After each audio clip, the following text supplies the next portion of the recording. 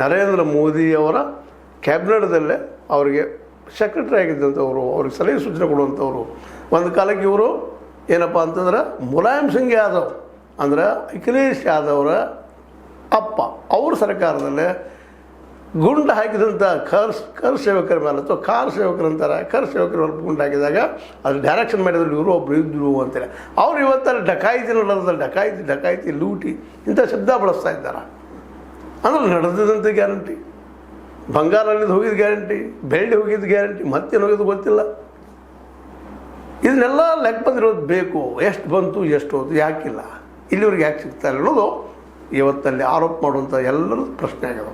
ಅಖಿಲೇಶ್ ಯಾದವ್ ಆಗಿರ್ಬೋದು, ಇನ್ನೊಬ್ಬರಾಗಿರ್ಬೋದು, ಕಾಂಗ್ರೆಸ್ ಆಗಿರ್ಬೋದು, BJP ಮತ್ತು ಸಂಘ ಪರಿವಾರ ವಿರೋಧಿಗಳೆಲ್ಲ ಇವತ್ತು ಪ್ರಶ್ನೆ ಮಾಡ್ತಾ ಇದ್ದಾರೆ. ಯಾವ ರಾಮನಿಂದ ಅಧಿಕಾರಕ್ಕೆ ಬಂದರೂ ನೀವು ರಾಮನ ಮಂದಿರದಲ್ಲಿ ಸಹಿತ ನೀವು ಲೂಟಿ ಮಾಡ್ತೀರಲ್ರಿ ಅನ್ನುವಂಥ ಪ್ರಶ್ನೆ ಮಾಡ್ತಾ ಇದ್ದಾರೆ.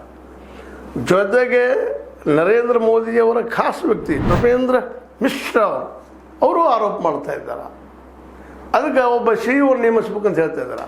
CEO ಮೂಲಕ ಆಗಬೇಕು ತನಿಖೆ ಅಂತೇಳಿ. ಆದರೆ ವಿರೋಧಿಗಳು ಇಲ್ಲ, ಇಲ್ಲಿ ಅಧಿಕಾರಿಗಳು ನೇಮಿಸೋ ಅವಶ್ಯಕತೆ ಇಲ್ಲ, ನ್ಯಾಯಾಂಗದ ಎನ್ಕ್ವೈರಿ ಆಗಲಿ. ಯಾರು ತಪ್ಪಿದ ಸರ್ ಮೊದಲು ಅವ್ರನ್ನ ಎನ್ಕ್ವೈರಿ ಒಳಗೆ ಹಿಡ್ಕೊಂಡು ಹೋಗಿರೋ ಅವ್ರನ್ನ ಜೈಲಿಗೆ ಹಾಕಿರೋ ಅವ್ರನ್ನ. ಈಗ ಆರೋಪದವ್ರ ಮೇಲೆ ಎಷ್ಟು ದುಡ್ಡು ಹಾಕಿದ್ದು ಸುಳ್ಳಲ್ಲ. ಕೆಲವು CCTV ಫುಟೇಜ್ ಮುಚ್ಚಿ ಹಾಕಿದ್ದಾರೆ ಅನ್ನುವಂಥ ಆ ಸಂದರ್ಭದಲ್ಲಿಯೂ ಮಾತುಗಳು ಕೇಳಿ ಬರ್ತಾ ಇದ್ದಾವೆ. ಹೀಗಾಗಿ ಇದು ಬೆರಳ ರಾಮ ಮಂದಿರವನ್ನು ಕಟ್ಟೋದಕ್ಕೆ ಹೋರಾಟ ಮಾಡಿದಂಥ ಈ RSS ಅಥವಾ ಸಂಘ ಪರಿವಾರ ಅಥವಾ ವಿಶ್ವ ಹಿಂದೂ ಪರಿಷತ್ ಇವತ್ತು ಇದಕ್ಕೆಲ್ಲ ಉತ್ತರ ಕೊಡಬೇಕಾಗಿದೆ.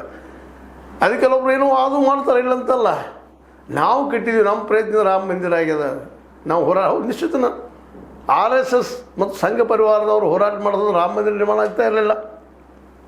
ಅದರಲ್ಲಿ ಎರಡು ಮಾತಿಲ್ಲ. ಅದಕ್ಕೆ ಹೋರಾಟ ಆಗಿದೆ, ಸೇವಕ ಜೀವ ಕೊಟ್ಟಿದ್ದಾರೆ ಬಾಬರಿ ಮಸೀದಿ ಕೆಡೋ ಮುಂದೆ. ಅವೆಲ್ಲ ಸುಳ್ಳಿನಲ್ಲ, ಅವು ಫ್ಯಾಕ್ಟನ. ಹಾಗೆ ತಿಳ್ಕೊಂಡು ಈ ಸೇವೆ ಮಾಡಿದ್ದಕ್ಕಾಗಿ ನೀವು ಇವತ್ತು ರೆಮ್ಯುನರೇಷನ್ ತೊಗೊಳ್ತಾ ಇದ್ದೀರಾ ಈ ರೂಪದಲ್ಲೇ. ಅಲ್ಲಿ ಬಂಗಾರ, ಬೆಳ್ಳಿ, ಹಣ 40%, 20%, ಮತ್ತೇನು ಪರ್ಸೆಂಟು ಸೇವೆ ಮಾಡಿದ್ದಕ್ಕೆ